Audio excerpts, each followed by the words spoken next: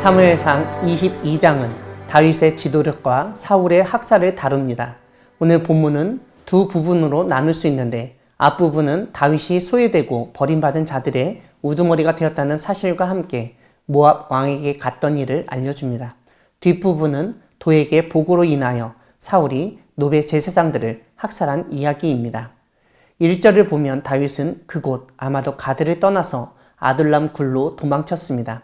1절 뒷부분은 다윗의 형제와 아버지의 온 집이 그리로 가서 지내게 되었다고 설명합니다. 사울 왕에게 찍혀 도망자 신세가 된 다윗만이 아니라 다윗의 가족들 역시 위험에 노출되고 생명의 위협을 당하고 있었다는 사실을 알 수 있습니다. 2절은 환난당한 모든 자와 빚진 모든 자와 마음이 원통한 자가 모두 다윗에게 모여들었다고 알려줍니다. 결국 다윗은 이렇게 모인 사람들의 우두머리가 되었는데 그렇게 모인 사람들의 숫자가 400명 가량이었다고 합니다. 다윗은 모압 미스베로 옮겼습니다. 명칭에서 짐작할 수 있듯 다윗이 옮긴 곳은 모압 왕의 통치를 받는 지역이었습니다. 즉 사울 왕의 살해 위협을 피하기 위해서 어쩔 수 없이 다른 나라로 망명처럼 가야 했던 것입니다. 다윗은 부모와 함께 잠시 머물러 있을 수 있게 해달라고 모압 왕에게 요청하고 모압 왕은 흔쾌히 허락했습니다. 이런 가운데 예언자 갓이 등장해 다윗에게 이 요새에 있지 말고 유다 땅으로 들어가라고 말합니다. 그래서 다윗은 모압 미스베를 떠나 헤렛 수풀에 가서 숨습니다. 오늘 본문에는 21장에서 언급된 도액이 사울 앞에 등장합니다. 그는 아히멜렉이 하나님께 묻고 다윗에게 음식도 주고 골리앗의 칼도 주었다고 말합니다. 이런 보고를 듣자 사울은 노베 제사장들을 모두 불렀습니다. 그리고 호위병들에게 죽이라고 명령을 내립니다.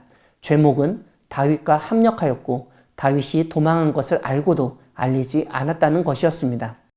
17절 뒷부분을 보면 신하 중에 한 사람도 제사장들을 죽이기에 선뜻 나서지 않았습니다. 그러자 도액이 앞장서 제사장들만 85명을 죽였습니다. 그뿐 아니라 노베의 남녀와 아이들과 젖 먹는 자와 소와 나귀와 양을 칼로 쳤다고 언급합니다. 이때 아히두베의 아들 아히멜렉의 아들 아비아달이 피하여 다윗에게 갔습니다. 사울이 제사장들을 죽인 것을 알리자 다윗은 내 아버지의 집의 모든 사람이 죽은 것은 내 탓이라고 고백하고 인정하며 나와 함께 있으면 안전할 것이라고 위로합니다. 사랑하는 광야교회 성도 여러분, 하나님은 하나님의 사람이 하나님의 인도하심을 믿고 하나님의 말씀에 순종하기를 원하시는 분이십니다.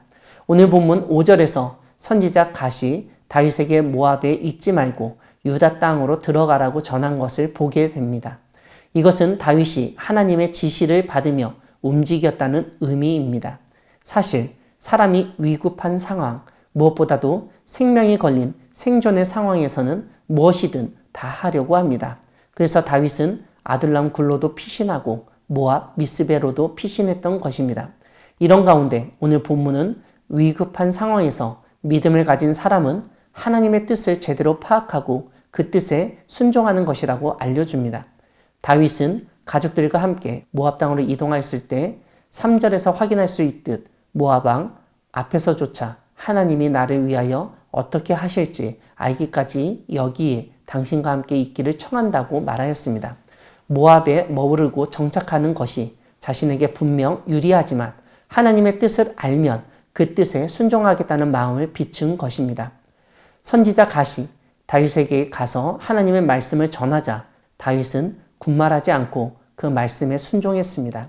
다윗은 하나님의 말씀에 순종하여 모압을 떠나 유다 땅으로 들어갔고 헤렛 수풀에 이르렀습니다. 이곳은 블레셋과 접경 지역이었는데 우리가 잘 알듯 지금 다윗은 블레셋과 이스라엘 양쪽의 적으로 간주되던 상황입니다. 누가 보더라도 좋지 않은 선택이었지만 다윗은 하나님의 말씀에 순종하여 그렇게 이동했습니다. 이런 가운데 블레셋이나 이스라엘 어느 쪽에서도 다윗을 공격하지 않았습니다. 하나님이 보호해 주셨다고 볼 수밖에 없는 상황입니다. 인생의 위기의 순간에 정말 인간적으로 유리한 것이 있더라도 하느님의 말씀이 그것을 버리라고 하신다면 과감하게 포기하고 하나님의 말씀에 순종하시기 바랍니다. 물론 그렇게 하기란 정말 어려운 일입니다. 만약 하나님의 말씀에 순종하였는데 되는 일도 없고 유리한 상황도 사라져 버리면 너무 속상하고 더욱 불안할 것입니다. 하지만 우리는 믿음으로 순종하고 어려움을 이겨내야 합니다. 인간적인 생각, 방식을 잠시 내려놓고 하나님의 말씀에 근거하여 순종하며 나아가 하나님의 도우심과 보호하심을 경험하는 우리 모두가 되기를 소망합니다. 아멘.